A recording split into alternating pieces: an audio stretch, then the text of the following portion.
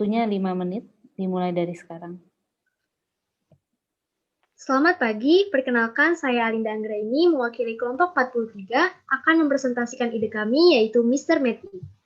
Hanya ada 4 dokter per 10.000 penduduk di Indonesia, dengan sebaran yang tidak merata. Beberapa institusi yang menyediakan pendidikan dokter pun masih dibayang-bayangi dengan kualitas lulusan yang masih dipertanyakan. Ditambah dengan kondisi pandemi membuat proses pembelajaran dan pelatihan tenaga medis harus dilakukan secara daring.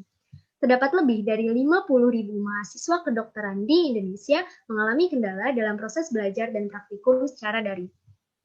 Mereka kesulitan untuk menguasai materi-materi kompleks seperti diskusi klinis dan praktikum yang memerlukan interaksi maupun pengoperasian alat secara langsung.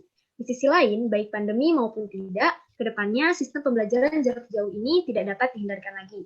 Oleh karena itu, perlu adanya sistem pembelajaran dan pelatihan daring yang interaktif, terutama bagi calon tenaga medis. Mr. Meti menyediakan sarana pembelajaran medis yang interaktif melalui simulasi dengan objek digital 3 dimensi yang menyatu dengan lingkungan sekitar pengguna menggunakan teknologi Mixed Reality. Mixed Reality memungkinkan pengguna untuk berinteraksi secara langsung dengan objek digital secara real-time menggunakan tangannya sendiri.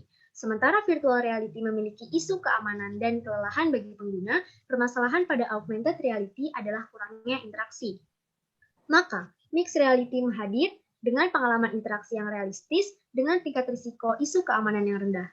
Telah ada bermacam aplikasi yang menyediakan pembelajaran anatomi 3 dimensi, namun terkendala pada interaktivitas pengguna terhadap materi pembelajaran dan juga harga yang tinggi. Kami mencoba memodifikasi dan menyajikan teknologi serupa dengan harga yang affordable menggunakan Mixed Reality.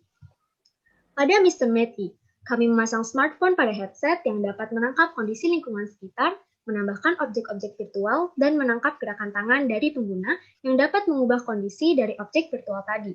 Semua proses tersebut tampil pada layar smartphone. Berikut adalah komponen dalam produk Mr. Meti. Selain itu, kami juga mengembangkan motion capture gloves untuk membuat akurasi tangkapan gerakan tangan pengguna semakin tinggi. Teknologi dari Mixed Reality yang kami bawa merupakan gabungan dari augmented reality dengan pengenalan gerakan tangan yang didukung dengan machine learning, dan semua teknologi itu sedang dalam pengembangan yang sangat pesat saat ini. Berikut adalah user manual dari penggunaan Mr. Meti.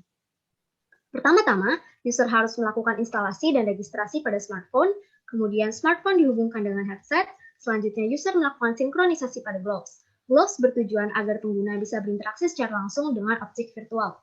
Setelah semua terpasang dengan baik, user dapat melihat tampilan modul. Modul bisa dipilih dengan menggerakkan tangan yang sudah dilengkapi dengan gloves untuk selanjutnya melakukan pembelajaran interaktif.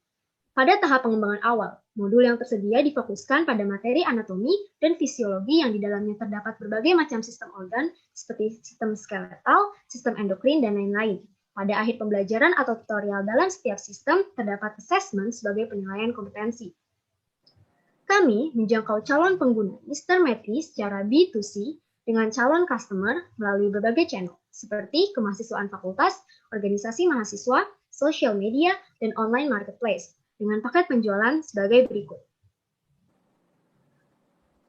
Dalam waktu 2 tahun, pengembangan fitur utama kami memerlukan dana sebesar 400 juta rupiah dengan rancangan harga jual sebesar 2.500.000 rupiah dan break-even point pada jumlah 417 unit penjualan paket. Berikut adalah potensi pengembangan Mr. Meti yang bisa didevelop lebih lanjut dalam dunia medis. Fase pertama yaitu pre-klinis meliputi basic life support dan studi kasus umum. Fase kedua yaitu klinis meliputi handle pasien bipoli dan instansi gawat darurat. Fase ketiga adalah simulasi operasi meliputi kasus umum dan kasus khusus. Fase keempat adalah simulasi alat medis kompleks. Fase kelima adalah pelatihan alat medis jarak jauh dengan model B2B partnership. Dan fase keenam adalah simulasi operasi profesional dengan hasil citra 3D CT scan. Secara umum, pengembangan dari teknologi Mixed Reality ini sangat luas, bahkan selain dalam dunia kesehatan. Konsep yang kami kembangkan bersifat replicable, memungkinkan untuk diadaptasi dalam bidang lain, serta memiliki potensi nilai benefit secara sosial dan profit secara industri. Tingkat kesiapan teknologi kami masih terpaut di angka 2 dari 9, sehingga kami memerlukan banyak riset dan pengembangan terhadap teknologi yang kami bawa. Untungnya, tren praktisi teknologi augmented reality di Indonesia ini dalam 3 tahun terakhir mengalami peningkatan secara signifikan. Hal ini memungkinkan terjadinya banyak kolaborasi dan kontribusi bagi pengembangan Mr. Meti. Tentunya kami sangat terbuka untuk menjalankan kerjasama dengan pihak lain seperti IMERI untuk mendukung pengembangan pembelajaran dan pelatihan tenaga medis di Indonesia. Sekian pemaparan mengenai Mr. Meti. Terima kasih atas perhatiannya. Selamat pagi. Ya, terima kasih. Kita lanjutkan dengan sesi tanya jawab. Silakan saya persilakan dimulai dari dari Pak Beno. Ya, ini menurut saya sangat menarik ya, 3D untuk medis gitu. Saya pernah melihat software namanya 3D Slicer ya. Waktu itu kebetulan kita juga lagi mempelajari mengenai PACS ya. Saya nggak tahu apakah ini ada hubungannya juga dengan sana ya, mengenai kontennya, karena saya khusus untuk medis ada 100, banyak sekali itu mengenai mengenai kesehatan lah gitu ya, filter-filternya semua otot dan sebagainya. Apa ini ada di situ apa enggak? Terus yang kedua itu saya sendiri tidak terlalu jauh dengan VR atau AR gitu ya, tapi saya pernah menggunakan alat itu dan itu sebetulnya masih cukup melelahkan, terutama dari resolusinya. Dan saya juga melihat itu software-software yang katakanlah untuk simulasi untuk operasi gitu ya, yang dikeluarkan mungkin dari negara-negara maju itu. Sepertinya langsung dari komputer, belum menggunakan AR VR, atau saya yang ketinggalan gitu. Mungkin itu dari 3 tadi yang pertanyaan saya. Terima kasih. Baik Pak, untuk skopnya memang pertama-tama ke arah situ dulu, ke arah pembelajaran anatomi dan fisiologi seperti yang Bapak sampaikan sebelumnya. Jadi memang mirip-mirip seperti itu untuk skop pengembangan pertama kami. Untuk yang selanjutnya, untuk resolusi, memang itu salah satu tantangan juga, karena kami mengincar penggunaan yang luas ya Pak, agar orang-orang bisa banyak menggunakan. Jadi memang konsekuensinya tidak semua handphone yang digunakan memiliki resolusi yang sama. Jadi ya resolusi masih ada kendala juga di bidang resolusi. Dan untuk pengembangan AR atau VR untuk operasi ya Pak, sejauh yang kami tahu yang paling akurat sih dari HoloLens ya Microsoft. Dan memang harganya sangat tinggi untuk mungkin praktisi maupun mahasiswa di Indonesia. Makanya itu masih plan jangka panjang kami. Kami ingin Indonesia pun bisa mempelajari atau membuat alat seperti itu yang lebih affordable, cocok untuk harga market di Indonesia. Seperti itu. Oke, terima kasih Mas. Ini menarik nih kalau ada yang sudah mulai main-main ke sini. Terima kasih. Terima kasih. Baik, dari saya memang ke depannya kalau kita gabungkan augmented reality dengan virtual reality, apalagi nih kalau saya dokter bedah nih bisa operasi digabungkan dengan pencitraan ya, mungkin CT scan dan segala macam image kita bisa gabungkan sehingga bisa diciptakan suatu model yang secara virtual bisa kita lakukan operasi tanpa mencari-cari lagi tuh, tentunya secara minimal invasif, dan ini akan sangat maju ke depannya gitu ya. Cuman yang ingin saya tanyakan, nah tadi kembali ke software ya, apakah software anatomi yang ada sekarang ini sudah, atau fisiologi yang ada sekarang ini sudah bisa digabungkan dengan sistem mixed reality yang dibuat oleh sistem ini? Untuk kesiapannya kami masih dalam riset ya Pak. Kami masih mencari beberapa referensi paper-paper yang baru ada, dan sejauh yang kami riset pun memang baru terbit tahun ini sih Pak, paper-paper yang menggabungkan antara pengenalan gerakan tangan tadi dengan integrasi augmented reality. Makanya memang masih pengembangan yang sangat potensial menurut kami. Seperti itu. Ya, berarti secara preklinis juga software-nya belum ada berarti ya? Belum Pak, kami masih riset paper. Oke, terima kasih.